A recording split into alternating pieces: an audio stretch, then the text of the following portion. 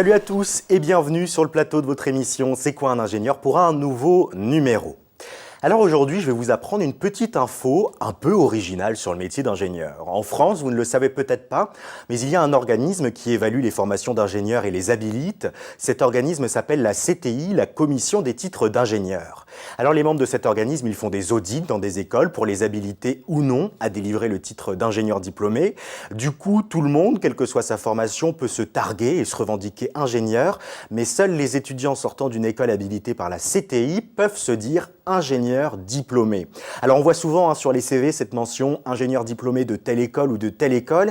Eh bien sachez que si vous avez cette mention sur votre CV mais que vous ne sortez pas d'une école reconnue par la CTI, vous risquez 1 an d'emprisonnement et 15 000 € d'amende. Ça fait mal, alors prenez le temps de vérifier le statut de votre école et si vous avez écrit un peu trop vite ingénieur diplômé d'une école non habilitée, retirez la mention diplômé et vous serez à nouveau dans la légalité. Voilà pour la petite info, on va désormais se pencher sur le parcours d'un ingénieur diplômé ou pas d'ailleurs. Bonjour Johan Bardelli. Bonjour. Et merci d'être avec nous. Vous êtes diplômé de l'ISARA, l'Institut supérieur d'agriculture et d'agroalimentaire. Je dis diplômé, mais est-ce que vous êtes ingénieur diplômé ? Oui, absolument, oui. Et ben voilà, la réponse est oui, parce que les ingénieurs qu'on présente en général dans C'est quoi un ingénieur, ils sortent tous d'écoles habilitées par la CTI. Johan Bardelli, vous êtes jeune diplômé de l'ISARA. Vous aviez rejoint cette école en 2011. Ça fait donc vous avez eu 5 ans d'études, tout juste diplômé. Ça fait quoi d'être diplômé ? Est-ce que vous vous êtes senti devenir ingénieur ? Oui, tout à fait. C'est une réjouissance, un aboutissement, parce que je vous mentirais si je vous disais que ça s'est fait sans difficulté. C'est un vrai parcours. Et au fur et à mesure des stages, des enseignements, des mises en situation, on rencontre de plus en plus de professionnels, on se familiarise un peu avec notre prochain milieu. Et ça, c'est véritablement une acquisition. Ouais. Alors vous êtes jeune diplômé et maintenant à la recherche de votre première opportunité professionnelle. Dans quel domaine vous cherchez cet emploi et comment vous vous organisez un peu ? Alors moi, personnellement, j'ai un parcours de spécialisation, dans le vin notamment. D'accord. Mais je reste un ingénieur généraliste. Et étant entendu que c'est un domaine très large, l'agronomie, l'agroalimentaire, l'environnement, je me permets de chercher un petit peu partout. Voilà. J'aime pas du tout l'idée que pour un premier emploi, il faudrait pas faire la fine bouche. Ça voudrait dire qu'il y aurait des postes par défaut. Sauf que quand on n'a pas beaucoup d'expérience, en fait, tout est riche d'enseignement. Donc je ne m'interdis rien du tout. Je regarde auprès des sites spécialisés, des réseaux d'emploi et surtout auprès du réseau de mon école, le réseau des anciens ingénieurs qui fait vraiment la force, la notoriété d'une école. Voilà, c'est vraiment pour une école, en tout cas, son fer de lance. Alors vous avez eu, vous, plusieurs activités professionnelles, même si vous n'êtes que jeune diplômé. Vous avez eu des activités de terrain en viniculture, vous avez également travaillé plus en tant qu'ingénieur dans le domaine de l'élevage, et même vous avez fait un peu de recherche. Qu'est-ce que ça vous a apporté, toutes ces expériences variées ?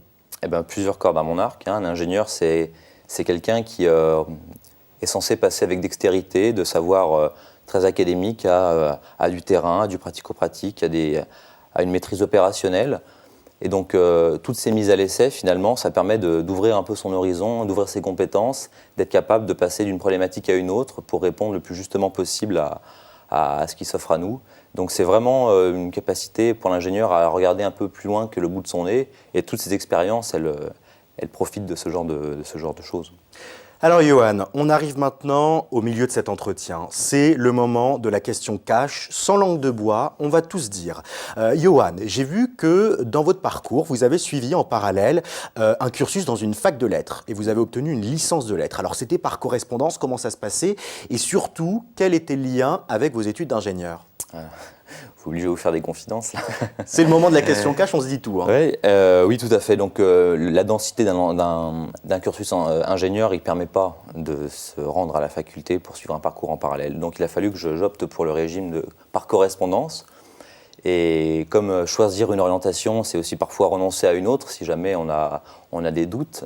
Moi, j'aime pas le renoncement, je préfère la conciliation. Donc j'ai essayé de faire des cours en parallèle par correspondance. Voilà. Alors, où est-ce que vous vous projetez, vous, dans 10 ans ? Peut-être à la tête d'une start-up, on parle souvent de l'entrepreneuriat, c'est quelque chose qui vous brancherait ?